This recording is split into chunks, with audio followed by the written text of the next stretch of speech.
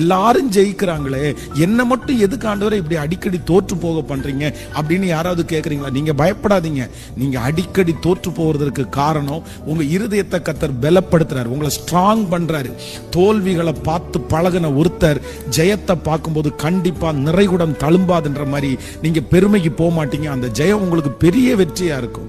ஆனா இன்னொரு விஷயம், சிலர் என்ன பண்ணுவாங்கன்னா அவ்வளவு ஜெயிச்சிட்டே வருவாங்க, ஒரு தோல்வியை பார்த்த உடனே இவங்களால அடுத்த ஸ்டெப் எடுத்து வைக்கவே முடியாது. ஆண்டவருடைய பிள்ளைகளுக்கு கண்டிப்பா இதுல நீங்க ஒரு ஞானத்தை கர்த்தரிடத்துல கேட்கணும்.